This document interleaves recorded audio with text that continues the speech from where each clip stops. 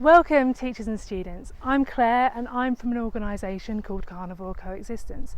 I'm based here in Arizona, USA, and I research the way that humans interact with wildlife.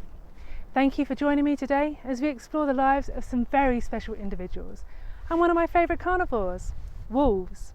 I'll be giving a voice to Mexican grey wolves and recognising them as individuals, and I hope by the end you'll be inspired to care about their recovery in these uncertain times. This video is pre-recorded and some of the stories might be upsetting to hear. While I don't want to make you cry, here at Carnivore Coexistence we feel it's important for you to know the reality that these wolves face in the wild. So, have you seen a wolf before? The first time I saw grey wolves in the wild was a winter trip to Yellowstone. Through a scope I watched a pack of wolves snoozing under a tree, occasionally looking up to sniff the air in our direction. We were at least a mile away, but these wolves, they knew that we were there. This encounter changed my life and I decided to start finding out all I could about wolves. And that's where I learned that there are wolves here in Arizona. In Arizona, New Mexico and Mexico, we have the smallest and most distinct subspecies of grey wolf, the Mexican grey wolf, or as they're called in Mexico, the lobo. As we learn about lobos, I'll be hiking here in the spectacular White Mountains. As you can see, I am prepared for hiking in the wilderness. If you decide to visit the White Mountains, make sure you're wearing sturdy hiking boots, bring plenty of water, and keep your dog on a leash for both the safety of the dog and that of the wildlife. Humans can have a big impact on the environment just from being here, so please practice a leave no trace philosophy.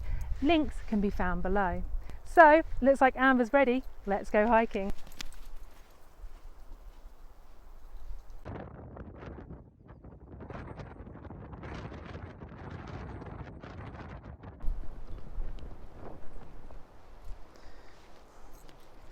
The war on wolf took effect in the late 19th century with the arrival of ranching.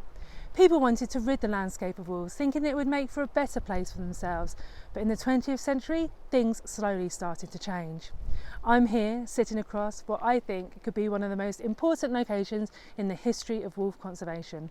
Right over there, across on the rim rock, is where famous conservationist Leopold wrote in 1944 of a personal encounter with wolves, which transformed his thinking.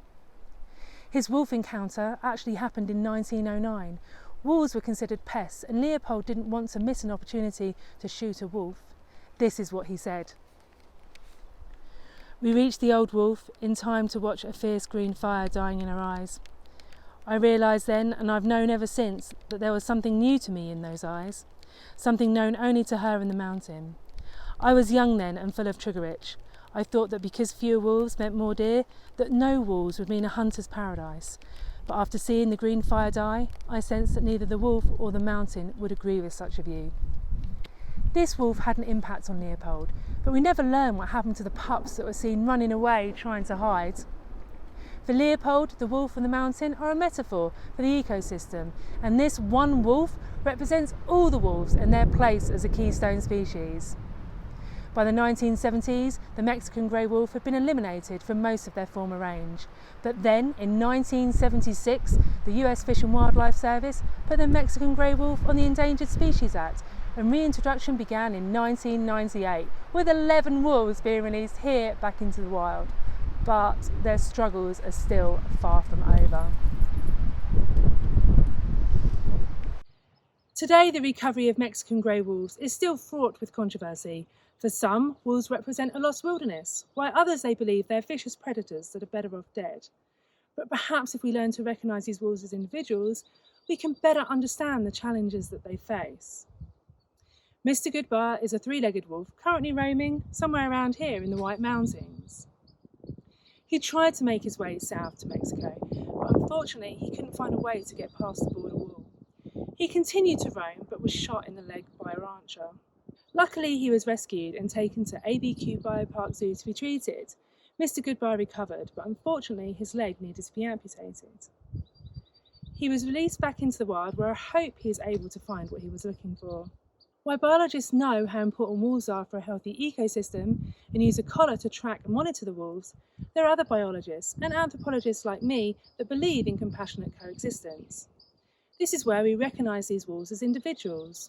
We know that wolves are sentient. This means they feel pleasure and pain just like you and me, and just like us, they also care whether they live or die. It's natural for young wolves to disperse when they wander off, looking for other wolves to mate with and start their own packs. Anubis is a wolf that decided to make the journey north towards Flagstaff. He was living peacefully, but the wolf recovery area, which is where I am right now, does not pass the I-40, and once Anubis crossed this invisible line for him, he was no longer safe. Fish and Wildlife Services caught Anubis and brought him back to the recovery area, but Anubis didn't stop and made his way north again. Even though Anubis was wearing a bright pink collar, he was unfortunately shot and did not survive. I was absolutely heartbroken when I heard the news. I've been following Anubis and was celebrating his journey north looking for a new home. But we can't let the death of Anubis be in vain. Today there is another wolf called Infinity, who is also making her way north, following the same path as Anubis. I hope that we can make her journey a successful one, and she is given the opportunity that was tragically taken away from Anubis. These stories show how vulnerable wolves are, and the people that shoot protected Mexican grey wolves will find themselves in a lot of trouble and can face a year in jail.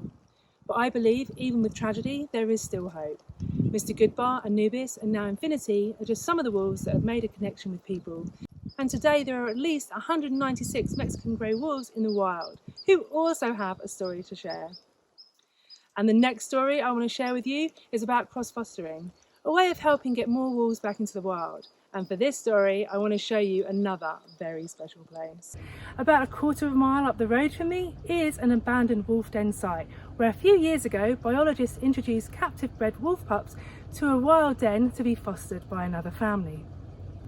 And while I can't take you to that wolf den today, I can take you to a similar spot.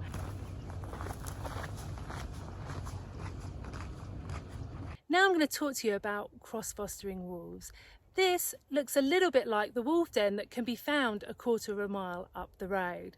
So what happens is biologists carefully monitor the den in the wild, and they monitor the wolves in captivity. When they notice that a wolf in the wild is about to have pups, they look to see whether they can find a match in captivity. When they do, they find some of the captive wolf pups and then they reintroduce them into the wild.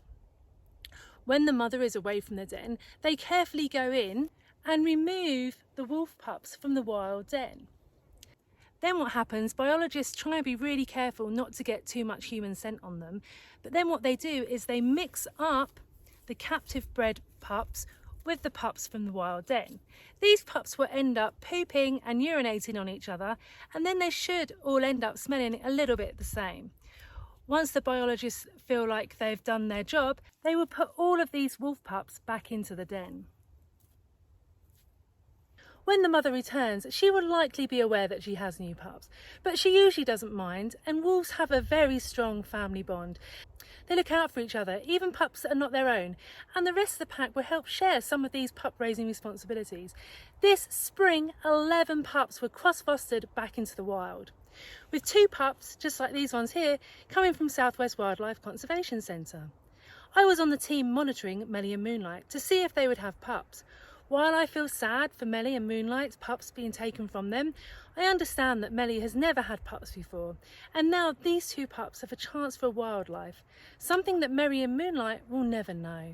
I hope that more people will try and peacefully coexist with wolves and do no harm to them. Today you've heard just a few stories, but now I hope you feel more connected to the Mexican grey wolf. With your support, we can help share the individual stories of the wolves and try and make their reintroduction back into the wild more successful. Please look in the description for the hashtags you can use to share some of the stories that you've heard today and honour these wolves as the special individuals that they are. If you'd like more information or to sign up to my newsletter, you can find links and details below. Please also share this video with your friends and family. Together our voices will be much louder. Thank you for joining me today and listening to the stories. I look forward to reading about your thoughts in the comments, and don't forget to include how you have used your voice to create empathy and awareness for the amazing and charismatic Mexican grey wolves.